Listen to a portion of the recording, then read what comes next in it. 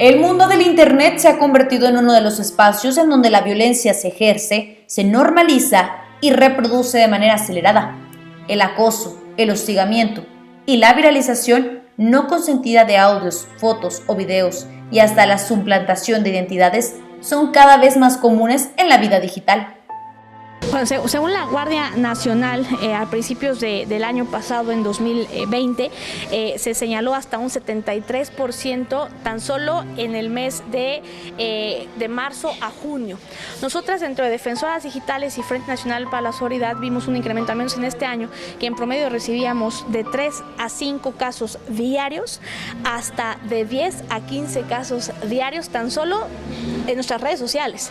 Faltaría checar y analizar los datos que tienen las instituciones, como los institutos de las mujeres, las comisiones de derechos humanos, las mismas fiscalías, y contrarrestarlos también con las ya 160 denuncias que existen en la Fiscalía, de las cuales en 2020 son 80 y 2021 hasta la fecha son 80, de las cuales, bueno, todavía la Fiscalía ha estado en comunicación bien, pero todavía hace falta saber de cuántas de ellas se han reparado el daño, cuántas de ellas ha habido vinculaciones al proceso y cuántas de ellas están en el proceso de las sentencias, porque sentencias no tenemos todavía ninguna. Entonces es importantísimo que se haga, y también pues el llamado a la prevención por parte de las instituciones. No solamente es levantar la mano o ponerse el papelito de ley Olimpia por parte de los partidos políticos, sino generar acciones de capacitación, de prevención, de educación digital, de educación en ciberseguridad y entre otras cuestiones que ayudarían.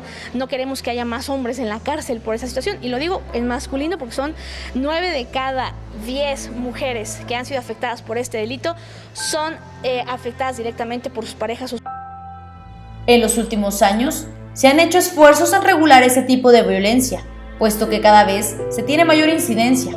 En México, por ejemplo, el 18% de las mujeres que utilizan el Internet han sido víctimas de al menos una agresión digital. Comúnmente en el uso de las redes sociales, de edades y estados, ¿no? Por ejemplo, tiene mucho que ver con el mapa de feminicidios, los estados en donde se han presentado más feminicidios y más violencia: Estado de México, Puebla, Ciudad de México, son los estados en donde se tiene, digamos, el mayor número de casos de este tipo de violencia, pero también vienen ahí arrastrando estados del centro norte, como Zacatecas, como Durango, Veracruz, sin duda alguna, entre otros más. Las víctimas oscilaban al principio, y también esto es un dato según el informe de violencia digital que hacen las compañías de luchadoras, entre 14 y 29 años. Pero a raíz de los datos que hemos tenido víctimas desde los 12 años, víctimas de violación a la intimidad sexual, hasta los 45 años. O sea, no es un tema solo de edades, aunque sí, mayoritariamente les pasa a mujeres entre 14 y 35 años, que son el rango de edad de mujeres que accedemos a la tecnología. Las nuevas tecnologías son una extensión de la violencia sistemática que se vive en los espacios físicos. 160 denuncias que existen en la Fiscalía. A ciencia exacta en estas circunstancias, sí decirte que el incremento del uso de las tecnologías logra también el que no tengamos educación digital, el que no tengamos seguridad, en que otra vez a la iniciativa privada no le interese más que vender, sino el comercializar y el obtener ganancia, no garantice ahí la seguridad principalmente de las mujeres y niñas, porque aunque es una violencia que le puede afectar también a los hombres y que hay víctimas también hombres, no se mide igual y no se aterriza igual y no impacta igual a los cuerpos de las niñas y de las mujeres. No porque no te toquen y no porque no hayan penetrado a sus hijas, no significa que no las hayan violado con cada like, con cada compartir, con cada me divierte. Y algunas estamos vivas porque nos apoya nuestra familia, pero hay muchas que no se suicidaron. Fueron víctimas de un suicidio inducido por esa violencia comunitaria al ser exhibidos nuestros cuerpos como si fueran un crimen. La Ley Olimpia es una reforma legal que impone penas de hasta 6 años por difundir imágenes de contenido íntimo y sexual sin el consentimiento de la persona implicada.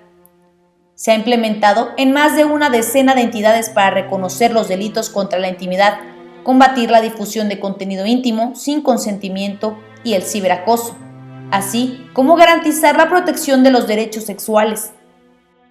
La pena es hasta 6 años de cárcel con diferentes agravantes que pueden subir hasta el doble de esta pena en caso de que la persona sea parte o haya sufrido de algún grupo de los que mal llamamos también vulnerables, ¿no? Que no comprenda el significado del hecho, una persona que además lo haya vivido con violencia o que haya vivido un tema de sextorsión, ¿no? Entonces, entre estas circunstancias son las agravantes, se castiga dentro del Código Penal, ¿qué tenemos que hacer para, en caso de vivir esta violencia?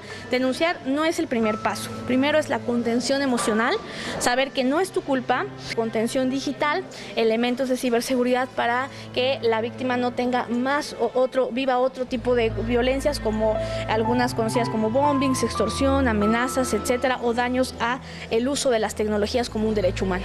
Y la tercera viene el que quiere hacer la víctima. Si tú lo que quieres es bajar el contenido, bueno, que sepas que hay algunos programas pilotos como Nunca Sin Tu Consentimiento, donde puedes bajar el contenido, organizar una estrategia muy personal dentro de tus colectivas, tus redes de apoyo para bajar los contenidos o solicitarle a donde haya sido subido, se bajen. Esto tiene una consecuencia de eliminar la custodia de pruebas. Y si tú quieres después poner una denuncia, entonces pues se elimina esta custodia. Por eso es necesario saber qué es lo que te gustaría hacer.